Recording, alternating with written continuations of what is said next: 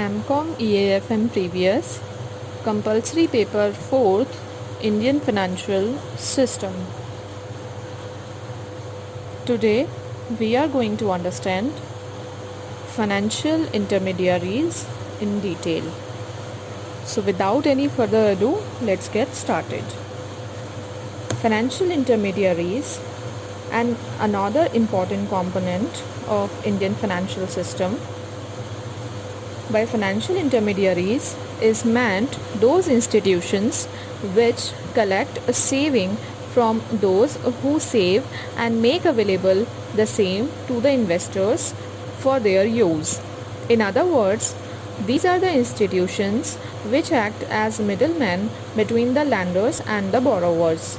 Their main function is to collect savings or financial surpluses from the economic units and lend the same to those economic units whose expenditure exceeds income, that is, who are either investors or consumers. Such financial intermediaries or institutions are mainly classified into two categories: institutional or organized, non-institutional or unorganized. Institutional or organized sector. Those institutions which are controlled by the central bank of the country, RBI in case of India, are called institutional or organized.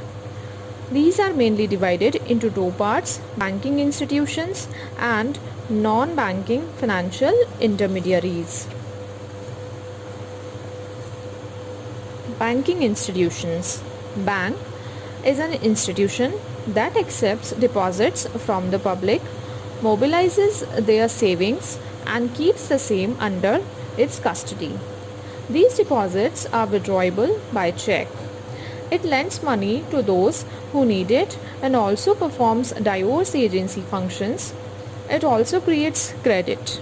In terms of Indian Banking Companies Act, banking company is one which transacts the business of banking, which means the acceptance for the purpose of lending or investment of deposits of money from the public, repayable on demand or otherwise, and withdrawable by check, draft, order or otherwise. In banking, institutions are divided in two categories: commercial bank and cooperative bank. These banks are under the control of Reserve Bank of India. Reserve Bank of India is the central bank of our country. It was established in 1935 and in 1949 it was nationalized. It is managed by a central board of directors. Existing board of directors has 20 members. Chairman of the board is called governor. He is appointed by Government of India. Head office of the bank is situated at Mumbai. In terms of the preamble of Reserve Bank of India, Act 1934, the main functions of the bank are to regulate the issue of banknotes and keeping the reserves with the view to securing monetary stability in India and generally to operate the currency and credit system of the country to its advantage. Main functions of Reserve Bank of India are as under: number 1, central banking functions. Reserve Bank performs the following central banking functions. The first one, issue of paper currency. Reserve Bank of India has the monopoly to issue currency notes. Reserve Bank issue notes of the denomination of rupees 2, 5, 10, 20, 50, 100, 500 and 1000. Number 2, regulation of credit. Reserve Bank decides the credit policy of the country and also control the volume of credit. It adopts various methods of credit control, namely change in bank rate. Bank rate is the rate of interest at which it advances loans to other banks. Open market operations, buying and selling of government securities in the open market. Changes in cash reserve ratio. It means that all banks in the country must keep a minimum percentage of their deposits with the Reserve Bank. Changes in statutory liquidity ratio. which means that the banks must keep a certain percentage of their deposits in cash form compulsorily with themselves. Regulation of consumer credit, changes in marginal requirement of loans. It means the difference between the amount of loan given by the bank and the value of the goods mortgaged, and rationing of credit. Number third, bankers of banks.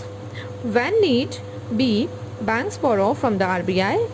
The latter supervises and guides them. Banker of the government, regulation of foreign exchange. These are the central banking functions of Reserve Bank of India. Now the general banking functions.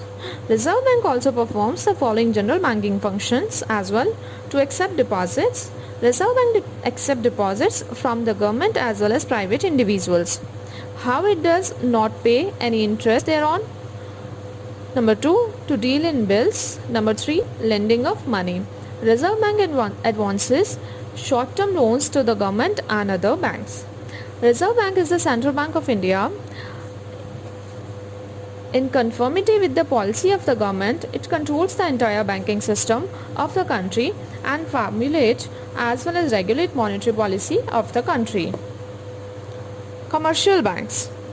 Commercial banks are the institutions that accepts deposits of the people and ordinarily advances short-term loans. Commercial banks create credit also. In India, such banks alone are called commercial banks as are established in accordance with the provision of Indian Companies Act 1913. Commercial banks are of two categories. A. Scheduled banks. Scheduled banks are those banks whose minimum paid up capital and a reserve fund amount to 5 lakh rupees. These banks have to submit details of their activities to the Reserve Bank every week. These banks are listed in the second schedule of the Reserve Bank of India Act. B. Non-scheduled banks. Paid up capital of these banks is less than 5 lakh. These banks are not listed in the second schedule of the Reserve Bank, nor has the latter any effective control over them. However, even these banks are required to submit weekly report of their activities of the Reserve Bank. Scheduled banks in India. Number 1. Public sector banks. Public sector banks are those banks which are owned, controlled and managed by the government. Public sector banks in India are divided into 3 categories: State Bank of India and its subsidiary banks, nationalized banks, regional rural banks. The second category is private sector banks. Banks whose ownership vests in the private sector are called private sector banks. They fall under 3 categories: old private banks, new private banks, foreign banks. Since 1991, subsequent to economic reforms, Reserve Bank has been given acceptance to the establishment of new banks in the private sector. Even non-resident Indians and foreign companies can buy shares of private sector banks. New private banks provide high level of modern consumer services. As a consequence, level of customer services has improved appreciably.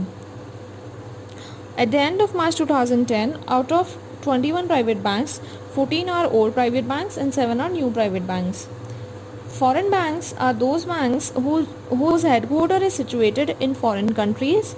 In the past, these banks used to confine their activities mainly to foreign exchange and so were called foreign exchange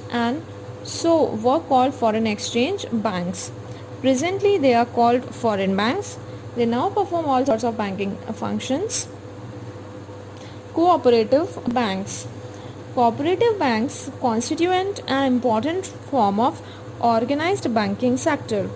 It is a banking organization wherein people join voluntarily on equal basis for the betterment of their economic interests. In India, it was in 1904 that agricultural credit societies were formed. Cooperative banks are those banks which are established in accordance with the provision of State Cooperative Credit Societies Act. This is it for the lecture. In our next lecture, we will continue the series. Thank you.